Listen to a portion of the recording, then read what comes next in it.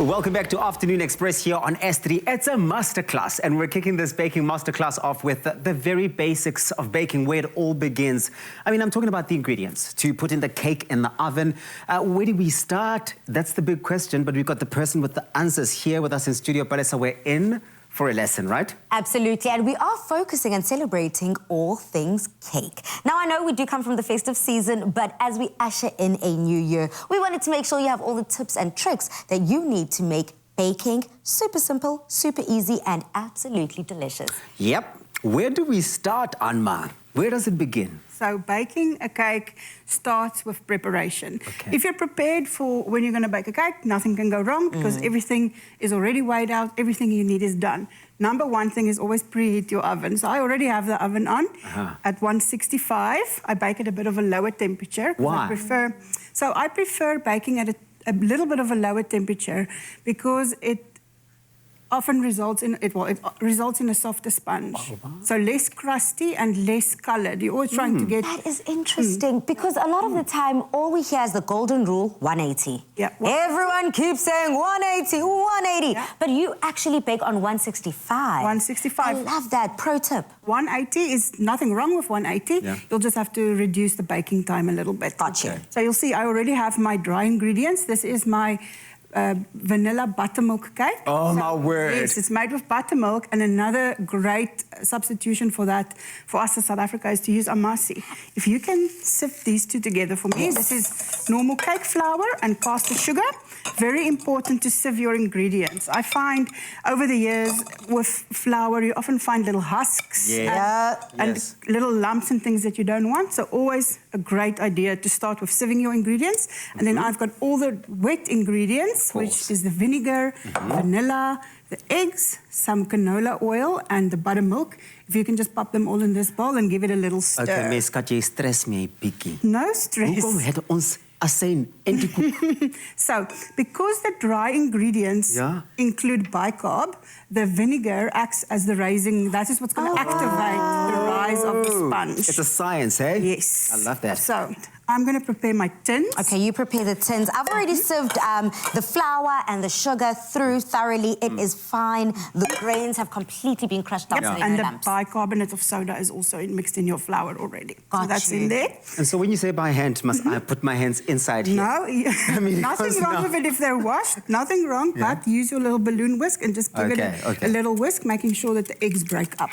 Gotcha. I'm going to do the tins. So when it comes to lining tins, I use multiple tins because I prefer baking thinner sponges rather than baking a thick sponge, which takes longer to bake, which gives it a thicker crust, and also it takes longer to cool. So if you already divide your batter into your tins, this will eventually become a 4-layer cake, like this little example. So there's 4 layers of sponge, so we're going to bake 4 separate layers. I got you. Now, I can already smell that you've sprayed some non-stick chemicals, or some non-stick elements onto the tins. Yeah, always prepare with a bit of non-stick spray, just to make sure, because there's nothing worse than baking a sponge and then it doesn't come out. Can you imagine? No, you don't want that. And then also the bottom, I line with some greaseproof paper rings. These are ones that you can buy at the baking store very easily in big packs. But another easy way of doing it, so I'm just going to flick these in the bottom. The edges doesn't matter because we've sprayed that, so I don't necessarily line the sides, but you can definitely do that. Then I use a tin and I just use a pen. So here I've got the same paper, but it's folded multiple times. Gotcha. Draw a little circle. And then once you cut that, you're already going to have 4 perfect circles. A pro tip. Here we are. I mean, this is something you can do in advance and cut many. I mean, my standard celebration cake is that size. I make many of them every day in the bakery. So we just have hundreds of these pre-cut. I'm not going to the shop. I'm coming to your bakery. That's perfectly fine. That's perfectly mixed. Tell me about the whisking technique, please, Anma, because even people who have baked many cakes before sometimes do struggle.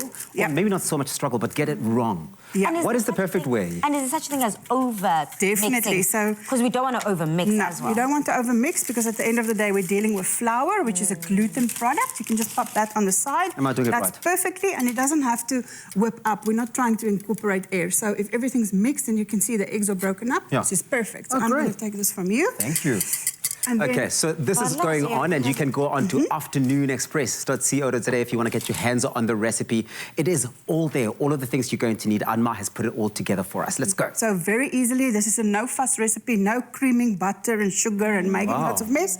The wet ingredients go straight in with the dry ones.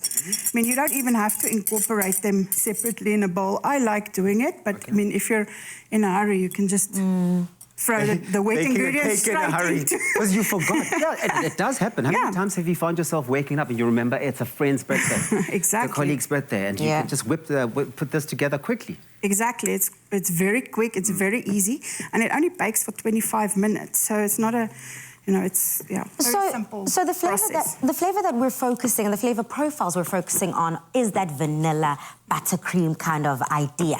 But if we were to kind of jazz it up, spruce it up, maybe add some chocolate, make it a chocolate cake, red velvet, the sky's the limit. How then would we incorporate those flavors? This is the base recipe of many of the recipes that I make, and that's in the book. So there's actually a chapter that follows on from the basics, which shows you what the additions are to this exact recipe to make it a marmalade cake, to make it a lemon poppy cake, to make it a salted caramel cake. Yeah.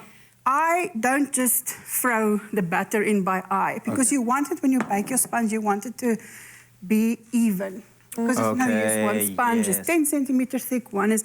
So I do a really simple trick. I know my batter weighs 1.4 kgs because I've placed it on the scale and I've done it a million times. But this batter weighs 1.4 kgs, and I do that by weighing the bowl beforehand. I know what the bowl weighs, then you weigh it again. This is 1.4. Yeah, well, mathematics, then you divide and multiply by equations. I have 4 tins, so I'm going to do 350 grams per tin. So we actually do this on a scale, and we pop our little tin on the scale, zero it, and then I'm going to pour in 350 grams into each tin.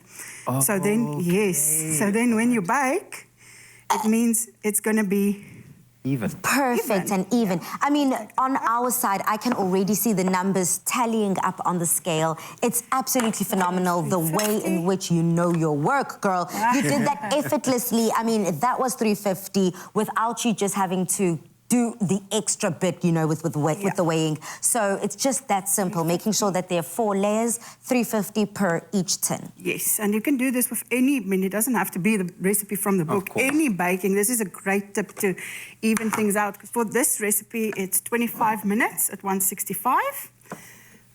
But yeah, so it's all indicated in the book exactly how long, and also what the change in time would be if you change this to cupcakes. I'm going to call this the Baking Bible, and it's brought to you by Anma here on Afternoon Express. Please get the recipe, afternoonexpress.co.za. Lots of baking inspiration on there, and we'll see you in just a bit.